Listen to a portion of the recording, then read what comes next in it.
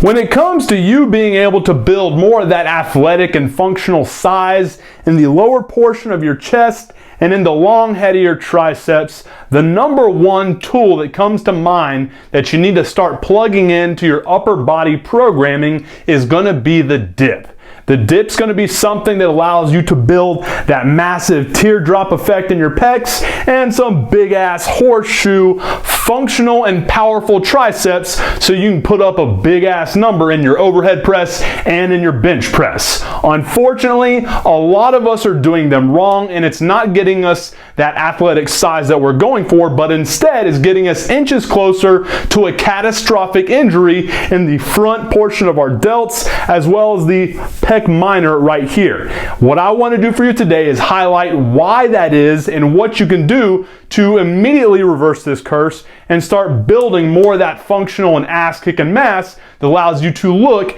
and perform like an absolute savage. Let's get started.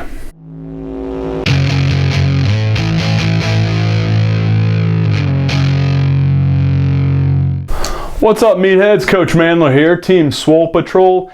Hey, during last week's Flex Friday workouts, we did a weak point superset of banded dumbbell floor press right into body weight dips. And in response to that, I got a couple emails from guys wanting to know what they can do to start implementing dips and get the performance aesthetics gains that doing them will get you, but do it in a way that doesn't make it feel like their shoulders are about to explode out of their fucking anterior portion of their body. And this is a pretty common question that I get, and an issue that needs to be addressed if you're ever going to do dips as a performance aesthetics or performance bodybuilding based exercise to get you the size you want as well as the gains you can achieve in your strength by throwing them in as a quality accessory exercise.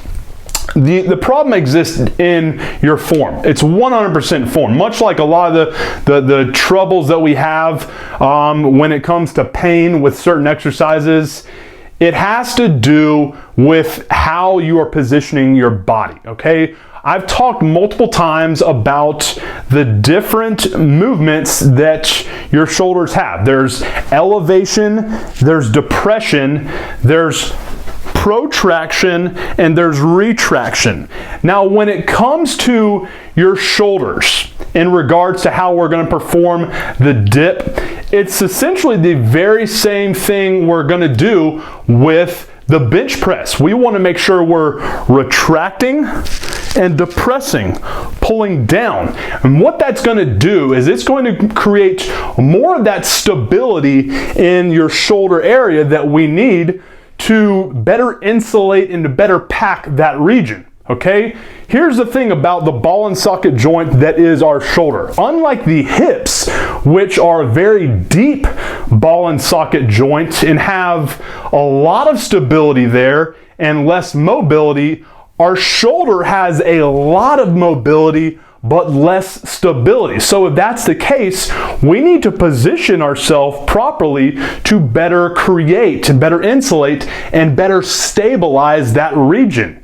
So what we want to do with a dip is, instead of where a lot of people are fucking up and protracting and elevating, so they're literally elevating almost like they're shrugging and coming forward, which if you notice, if you do like a dip motion like that, you're not going to have much pop. You're not going to have much behind that pressing movement. So in order to get the most of it so that you get those performance and aesthetic gains of being able to build that mass that allows you to move some serious fucking weight, what you need to do is, instead of focusing on elevating and protracting, you need to get in that good lifter's wedge that creates more stability in that region. Whenever you're doing a dip, just like whenever you're doing a bench press, you want to retract and depress That is what's going to give you the stability, that insulation that you need to be able to perform a dip without any of the pain that you're currently experiencing. Not only that, but if you're trying to use it as more of a chest building movement as well as a tricep building movement, then what you want to do is lean forward a little bit. Nothing serious, like nothing crazy. You don't have to get your chest fucking parallel to the ground. Just about I'd say maybe a 30-degree bend forward. That is what's going to allow you, while keeping your shoulder blades retracted and depressed, get the most out of this movement. Just remember, the key to making it a dominant movement, not only for your chest, but also your triceps, is to make sure you're accelerating all the way to lockout. If you want to focus 100% on your chest, then don't hit that lockout. But if you're trying to make it more of an exercise that hits both your chest and your triceps, that long, lazy head of the triceps allows you to lock out bigger weights in the bench and the overhead press, make sure you're locking out all the way and squeezing as hard as you can for about a second at the top. That's what will give you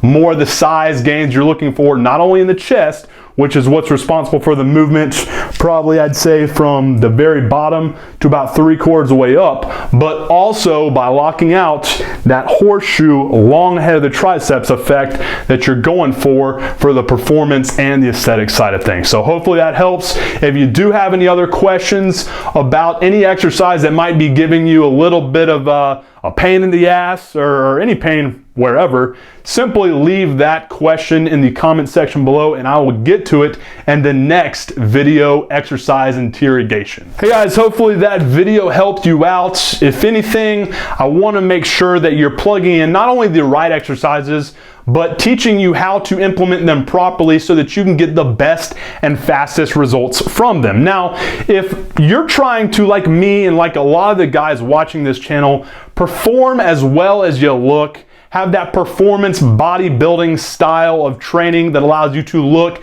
and perform like an absolute savage both inside and outside the gym, then be sure to pick up your free copy of the muscle building blueprint that I put together for you by clicking on this button right here. If you're watching this video on your laptop or a desktop, if you're watching it from a cell phone or a tablet, not a problem. Simply click on the first link that you see down there in the description box and I'll take you to that same free gift page.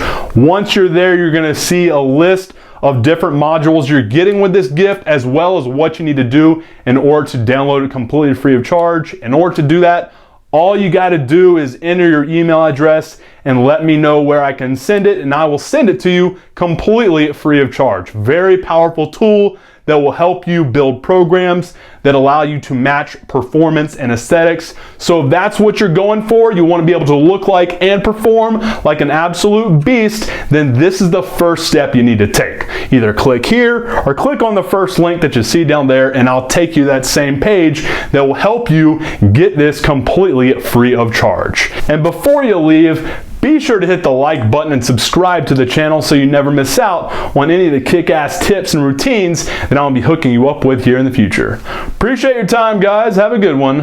MANdler